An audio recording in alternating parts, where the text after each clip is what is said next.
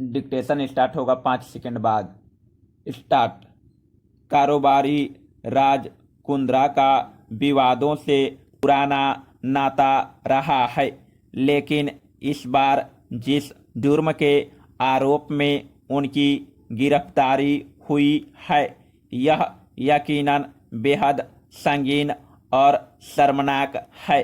कुंद्रा पर आरोप है कि वह अश्लील फिल्मों के अंतर्राष्ट्रीय कारोबार से जुड़े हुए हैं और मुंबई से लेकर लंदन तक उनका नेटवर्क इसमें सक्रिय रहा है। पुलिस ने इस गुनाह में लिप्त कुछ लोगों को पहले ही गिरफ्तार किया था और उन लोगों की निशानदेही पर ही कुंद्रा की कथित भूमिका का खुलासा हुआ।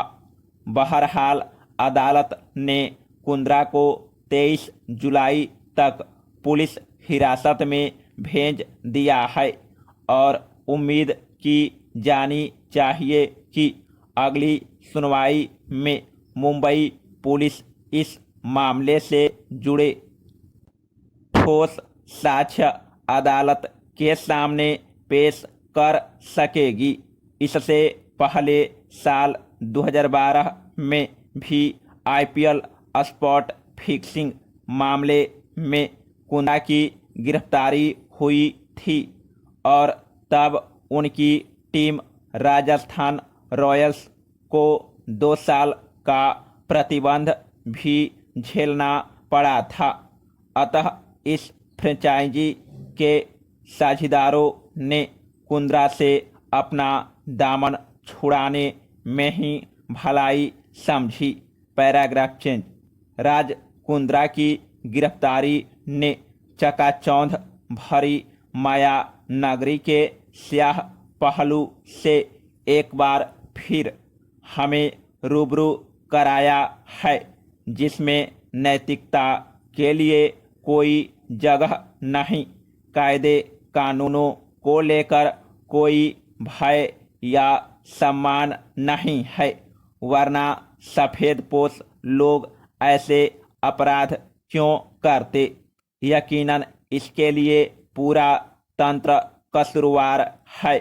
सुशांत सिंह राजपूत की खुदकुशी के मामले में हमने देखा कि किस तरह उससे ड्रग्स पार्टियों, उसके कारोबार से जुड़ी कहानियों का सिलसिला सा चल पड़ा और वह मुकदमा अब तक किसी अंजाम पर नहीं पहुंचा। मामलों के यूं भटक जाने से ही शातिर अपराधियों के हौसले बढ़ते हैं। अश्लील सामग्रियों के बढ़ते कारोबार के पीछे पुलिस के इस दावे को न मानने की कोई वजह नजर नहीं आती कि लड़के लड़कियों को बड़ी फिल्मों में काम दिलाने के नाम पर फंसाया जाता और फिर इस दलदल में धकेल दिया जाता था। ब्यौरे हैं कि इस मामले के खुलासे के बाद कई लड़कियों, टीवी कलाकारों ने पुलिस में अपने बयान दर्ज कराए हैं। Paragraph change. दरअसल लॉकडाउन के दौरान ओटीटी प्लेटफॉर्म की बढ़ी लोकप्रियता और सेंसर बोर्ड जैसा इनका कोई मजबूत नियामक न होने की वजह से ऐसे लोगों का हौसला बढ़ता गया। स्मार्टफोन और इंटरनेट सुविधाओं के विस्तार ने अश्लील सामग्रियों के कारोबारियों के लिए अपार संभावनाएं पैदा कर दी है।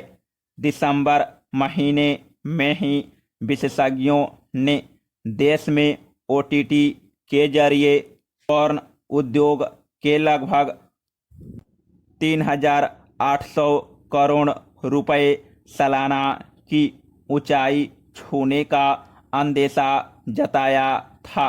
इन सभी तथ्यों को ध्यान में रखते हुए ही सरकार ने हाल ही में OTT के लिए नियम कायदे तय किए हैं। ताज़ा घटना बताती है कि देश में पोर्न कारोबार में किस स्तर के लोग अब शामिल होने लगे हैं। रातों रात देश दुनिया में छा जाने की चाहत तो पहले भी हजारों नौजवानों को मुंबई की धूल फांकने के लिए बाध्य करती थी, लेकिन अब वह उन्हें एक खतरनाक रास्ता दिखा रही है। आसानी से पैसे कमाने का प्रलोभन हमारे समूचे सामाजिक ताने बाने पर भारी पड़ सकता है। फिर बढ़ते यौन अपराधों में ऐसी सामग्रियों की भूमिका को लेकर भी विशेषज्ञ आगाह करते रहे हैं। ऐसे में मोरल पुलिसिंग और यौन अपराध के अंतर को समझते हुए अश्लीलता के कारोबारियों को सख्ती से हतोत्साहित करने की जरूरत है। समाप्त।